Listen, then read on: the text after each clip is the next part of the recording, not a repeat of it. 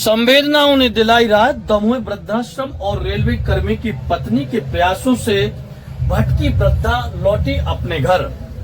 संवेदना और संकल्प जब एक साथ हो तो असंभव भी संभव हो जाता है। इसका जीवंत उदाहरण तब सामने आया जब दमोह के वृद्धाश्रम में रह रही एक भटकी हुई बुजुर्ग महिला आखिरकार 8 महीने बाद अपने परिवार से मिली हैं और भावुक माहौल में बिहार के लिए रवाना हुई हैं। मामला मई 2024 का है जब शहर के सागर मार्ग पर मड़िया बनग्राह कोरासा स्थित मंदिर में एक अज्ञात बुजुर्ग महिला देखी गयी। स्थानीय लोगों की सूचना पर वृद्धाश्रम प्रबंधन ने उन्हें आश्रम में शरण दी, लेकिन उनकी पहचान मुश्किल थी। न नाम पता था, न ही बोली समझ में आ रही थी। वह अक्सर केवल बिंद शब्द दोहराती रहती थी। इसी दौरान आश्रम में नियमित रूप से मिलने वाली आने वाली रेलवे कर्मी की पत्नी श्रीमती आर सिंह को बिहार की नालंदा की रहने वाली हैं।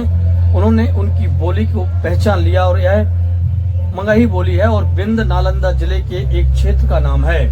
इसके बाद उन्होंने वृद्धाश्रम प्रबंधक से मिलकर तस्वीरें और जानकारी बिहार के नालंदा क्षेत्र में साझा की। धीरे धीरे सुराग मिला और महिला की पहचान झालो देवी के रूप में हुई।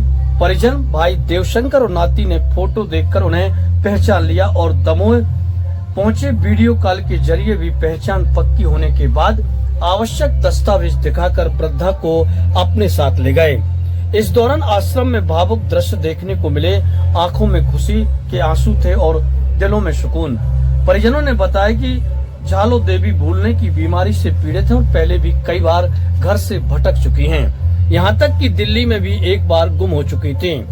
श्रीमती सिंह ने कहा है कि हर महीने वृद्धाश्रम आकर बुजुर्गों से मिलना मेरी आदत है। जब पता चला कि यह महिला अपनी भाषा में कुछ कह रही हैं, तो मैंने उनसे बात की और बोली को पहचाना। यह संयोग ही था कि उनकी बोली मेरी मातृभाषा की थी और इसी से उनकी घर वापसी का रास्ता खुल गया।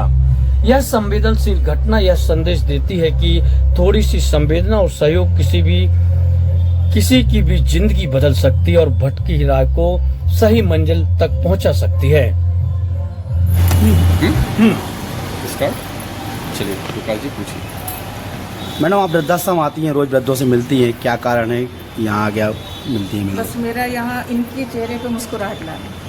हमारे आने से जो इनके मुंह पे जो मुस्कान आती है, राधे राधे का एक जोरों शोरों से इनका ऊर्जा जो इनमें संचालित होती है, बस इसीलिए आते हैं। यही देखने आते हैं। कब से आ रही हैं, कितने समय? हो गया, हमें लग रहा है कि 8-9 महीना तो हो गया होगा या साल भर होने को आ रहा है। क्या परिचय है आपका? आप सर्विस में या पति आप? मैं हाउस वाइफ हूँ, मिस्टर रेलवे में रंजना मेरा नाम है। 2 बेटियाँ हैं। एक महिला थी लंबे समय से यहाँ पर, उसको आपने परिवार से मिलाया है, क्या कहानी उसकी पूरी?